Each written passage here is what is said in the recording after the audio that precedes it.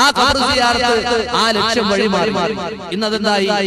ഇന്ന് ഖബർ നേർക്ക് നേരെ ആരാധിക്കപ്പെടുകയാണ്. എന്നിട്ട് ആരാധിക്കുന്ന ആളുകൾക്ക് വാദം എന്താ? ഞങ്ങള് ഇവര് ദൈവമാണ്, അല്ലെങ്കിൽ ഇവര് പടച്ചോനാണ് എന്നൊന്നും വിശ്വസിക്കുന്നില്ല. ഞങ്ങള് ഇവർ അല്ലാഹുവിന്റെ ഔലിയാക്കളാണ്, ഇവർ അല്ലാഹുവിന്റെ ഇഷ്ടപ്പെട്ട ആളുകളാണ് എന്ന് പറഞ്ഞ് എന്തായി? പടച്ചോന് ചെയ്യേണ്ട ആരാധനകൾ ഖബറിൽ നിർവഹിക്കുന്നു. അത് വെറുതെ ആരോപിക്കുകയാണോ? അല്ല. നിങ്ങളത് കണ്ടോളൂ. ഖബറിൽ ചെന്ന് ആരാധനകൾ കൃത്യമായി നിർവഹിക്കുകയും അത് പടച്ചോനാണ് എന്ന് ഞങ്ങൾക്ക് വിശ്വാസമില്ല എന്ന് പറഞ്ഞുകൊണ്ട് തന്നെ സമൂഹം അത് ചെയ്തുകൊണ്ടിരിക്കുകയാണ്. നിങ്ങളത് ശരിക്കും നേർക്കുനേരെ കണ്ടാൽ നിങ്ങൾക്കത് ബോധ്യമാകും. ഓരോരുത്തർ ഓരോരോ മാതിരിയുള്ള പ്രാർത്ഥനയും ദ്വായകളും ചില യാസിനോതും ചില മറ്റുള്ള കൊണ്ട് ഓദിപ്പിക്കും, ദ്വാരക്കാൻ പറയും. അപ്പോൾ ആ പെട്ടിൽ എന്തെങ്കിലും ഇടും. പിന്നെ അതുപോലെ ഓതുകൾക്ക് എന്തെങ്കിലും തൊട്ടുമുട്ടും അങ്ങനെയൊക്കെ ഉണ്ടാവില്ല. അങ്ങനെ ഉണ്ട്. അത് കാരണം തന്നെയല്ലേ. ഇതിപ്പോൾ അതിനെപ്പറ്റി പറയുകയാണെങ്കിൽ ഇപ്പം ഇതിനെപ്പറ്റി ബഹുമാനമില്ലല്ലോ. തൊട്ടുമുട്ടുള്ളൂ. എങ്ങനെ ബഹുമാനം? ഇതിപ്പോൾ നമ്മൾ വരുന്ന ഉദ്ദേശം എന്താണ്? നമ്മളെ ജമാൽ വിമത്ത് ഒരു ഔലിയാണ് എന്നുള്ള ഉദ്ദേശത്തിലാണ് വരിക. അപ്പം ആ ഉദ്ദേശത്തിൽ അല്ലാതെ വേറെ വല്ല ഉദ്ദേശം അല്ലാതെ ഒരു പഠിച്ചവനാണോ വേറെ ഒന്നല്ല, ഔലിയാണ്, പോലെ ബഹുമാനിക്കുക എന്നുള്ള ഉദ്ദേശത്തിൽ തൊട്ടുമുട്ടുക, ഓരോട് സങ്കടം പറയാം. അതിപ്പോ ജാറത്ത് മക്കാമില്ലാത്ത എല്ലായിടത്തും അത് തന്നെയുള്ളൂ നമ്മൾ കണ്ടിട്ട്.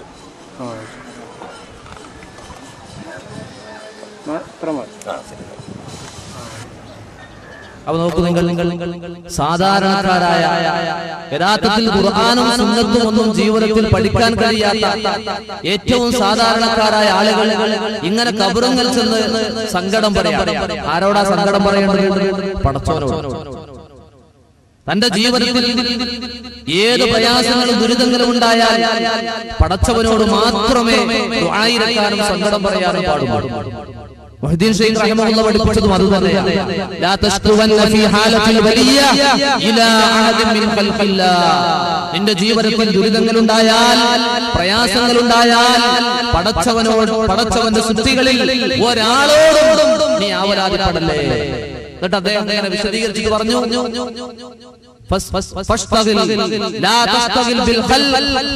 നീ സൃഷ്ടികളിൽ മുഴുകല്ലേ, നീ പടച്ചതമ്പുരാനോട് ഇസ്തിഗാഥ ചെയ്യ്. ഇസ്തിഗാഥന്റെ പേര് പറഞ്ഞ് പടച്ചവനോട് മാത്രം പറയേണ്ട ദുആയിരക്കേണ്ട കാര്യങ്ങൾ ഖബറാണ്. അതെന്തേ ഉണ്ടായത്? ഇങ്ങനെ പണ്ഡിതന്മാർ ഇങ്ങനെ പഠിപ്പിച്ചു. എന്നിട്ടോ ഞങ്ങൾ ഇങ്ങനെയാണ് ചെയ്യുന്നത്. എന്നാൽ ഇതര മതസ്ഥരായ ആളുകൾ അവരെ ബിംബങ്ങളെയും വിഗ്രഹങ്ങളെയും ആരാധിക്കുമ്പോ അവർ വിശ്വസിക്കുന്നത് അവർ ദൈവമാണ് എന്നാണ്. അങ്ങനെ ഒരു ബഹുദൈവ വിശ്വാസിയും അങ്ങനെ പ്രഖ്യാപിച്ചിട്ടില്ല. വിഗ്രഹാരാധന അല്ലെങ്കിൽ വിഗ്രഹത്തെ ആരാധിക്കുക എന്നുള്ളത് യഥാർത്ഥത്തിൽ ഹിന്ദു സമൂഹത്തിലും ഇല്ല എന്നുള്ളതാണ് സത്യം. അത് വിഗ്രഹമാണ് എന്ന പൂർണ്ണ ബോധത്തോടെ, കല്ലാണെങ്കിൽ കല്ല്, മരമാണെങ്കിൽ മരം എന്നുള്ള അറിവോടുകൂടി തന്നെയാണ് ആ വിഗ്രഹത്തെ ഹിന്ദുക്കൾ സമീപിക്കുന്നത്. അപ്പൊ ഹിന്ദുക്കൾ വിഗ്രഹത്തെ അല്ല ആരാധിക്കുന്നത്. അതുകൊണ്ട് വിഗ്രഹാരാധകന്മാരെന്ന് പറയുന്നതിൽ അർത്ഥവുമില്ല. Hindus are not worshipping the idols, they are worshipping through the idols എന്നാണ് അതിനെക്കുറിച്ച് അടിസ്ഥാനപരമായി തന്നെ നമ്മുടെ ദാർശനികന്മാർ ഉത്തരം പറഞ്ഞിട്ടുള്ളത്. അമൂർത്തമായ ചില സങ്കല്പങ്ങളെ, അബ്സ്ട്രാക്ട്സ്, അതിനെ സാത്മീകരിക്കുവാൻ പലപ്പോഴും ചില സങ്കല്പങ്ങളെ അല്ലെങ്കിൽ ചില മൂർത്ത സങ്കല്പങ്ങളെ അതിലേക്ക് കൊണ്ടുവരിക എന്നുള്ളത് സ്വാഭാവികമാണ്. നിരാകാരനും നിർഗുണനും അസ്പൃശ്യനും അദൃശ്യനും എല്ലാമായ ഈശ്വരനെ ചില സമൂഹങ്ങൾക്കോ വ്യക്തികൾക്കോ വിഭാവനം ചെയ്യാൻ സാധിക്കാതെ വരുമ്പോൾ പ്രതീകാത്മകമായ ചില വസ്തുതകളെ സ്വീകരിച്ചുകൊണ്ട് അതിലൂടെ അവർ ഈശ്വരാരാധന നടത്തുന്നുവെന്ന് മാത്രം. പക്ഷേ ഈശ്വരാരാധന ചെയ്യുന്നത് ആ വിഗ്രഹത്തെയല്ല, ആ വിഗ്രഹം ഈശ്വരനാണെന്ന് ധരിച്ചുകൊണ്ടല്ല. അത് ചീത്തയാകുമ്പോൾ മാറ്റുകയും അല്ലെങ്കിൽ അത് ഉപേക്ഷിക്കുകയും ചെയ്യും, പുതിയ വിഗ്രഹങ്ങൾ കൊണ്ടുവരും.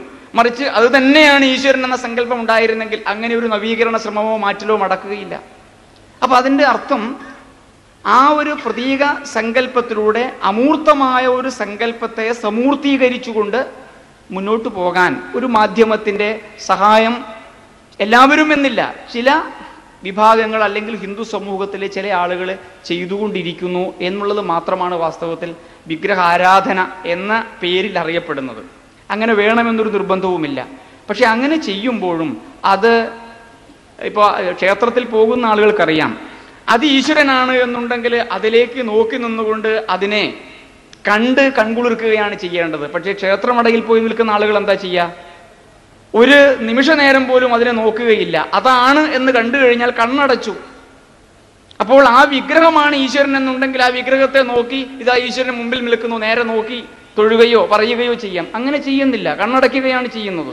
അപ്പൊ അതുകൊണ്ട് തന്നെ ഈശ്വരൻ എന്നുള്ള അമൂർത്ത സങ്കല്പത്തെ സാക്ഷാത്കരിക്കുവാനോ സാത്മീകരിക്കുവാനോ ഉള്ള ഒരു താൽക്കാലിക സംവിധാനം അല്ലെങ്കിൽ ഒരു പ്രതീകാത്മക രീതി എന്നുള്ള നിലയിൽ മാത്രമേ വാസ്തവത്തിൽ അതിന് സാധുതയുള്ളൂ എന്നുള്ളതാണ്. ഇനി